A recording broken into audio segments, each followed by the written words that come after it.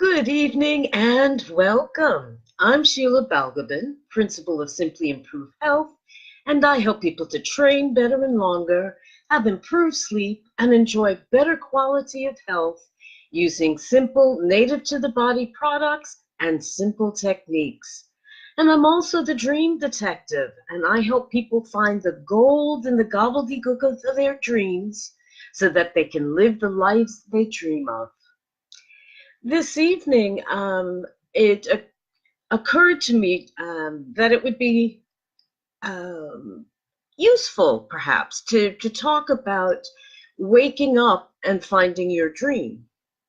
And the theme of this live came on the back of a lovely gift I received in the past few weeks from Fembach and the ladies of the Minerva Directory. Thank you so much, ladies. I am so much absolutely loving my bath bombs. But I'm not going off at a tangent here. The bath bombs are actually pertinent in that I was taking time for myself, and that was my time. Nobody could disturb me. And it gave me that time to step back and think about certain things that were going on and what needed to be happening or wasn't happening, and gave me that space to be able to work things through. And one of the things that came up is that dreams, living our dreams, is when we finally wake up. Now, what do I mean by that? If you go to work every day from Monday through Friday or whatever days it is, and you are basically sleepwalking through your day, you can't really remember what you did except that it was tedious, it was work, you hated it, and you wish you were doing something else, then you are dreaming. You are just dreaming. You're walking around in a dream, not a particularly happy one. However, when we find our passion, when we are living our dream, it's when we finally and completely wake up, because you won't be satisfied with going back to sleep and living that treadmill life like a little lab rat, going round and round and round in your little circle, and picking up, your salary in the process and paying bills and all of that, but you're brain dead. You're always vaguely dissatisfied, no matter how great the holiday is, no matter how good the kids are doing in school, no matter how good the relationship is between you and your partner. There's always something not quite right. And what's not quite right is that you are dreaming, you are sleepwalking through your life. But when you find your joy, when you find your passion, when you find the reason you were put on this earth, then that's when you finally wake up. That's when you finally start to see reality as it's meant to be for you.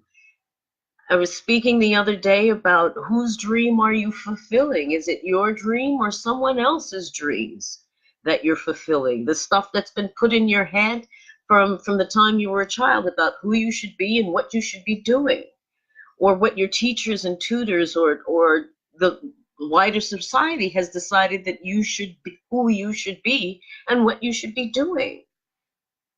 That puts you to sleep. It makes you walk through your life as if you were asleep. And it's only when you find your dream and the light comes up, the light bulb goes off over your head, or the fire,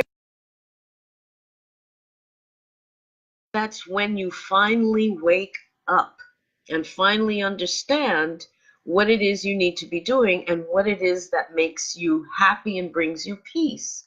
And then the doing, even if it's difficult, no longer bothers you. It's not working anymore. I call it plurking when you're doing what you love. Plurking is a combination of play plus work.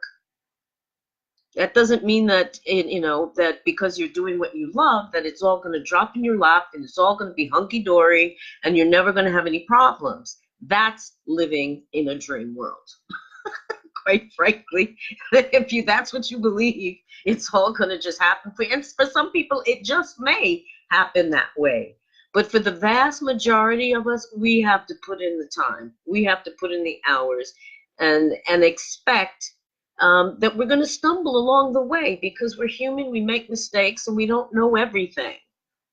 But once we've made that decision, once we realize who we are and make the decision to follow that, being who we are rather than being what other people think we should be, then the hardships aren't hardships. They're challenges and opportunities, but they're not difficulties and problems to be overcome. Or, I mean, at least with the right attitude, they're not problems to be overcome.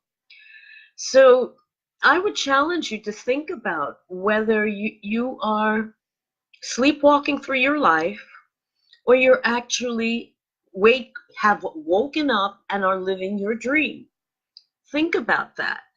It's only when we're living our dream, being who we are, and doing what we love, that we are truly alive and truly awake. Anything else is just through life. So are you sleepwalking, or are you truly awake? Only you can decide.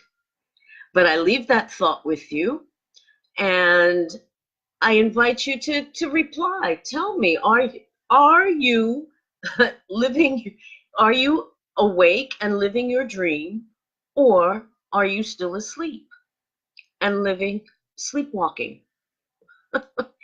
I'd love to know. So that's my thoughts for the evening. I hope you found that of interest and perhaps something to be debated. Let me know. Drop a comment. Leave some emojis. I'm always willing to entertain conversation and debate. Have a lovely, lovely evening. Good week. I said that the second week of my 6-week online course will be this Tuesday. And I think we'll be diving into some dreams.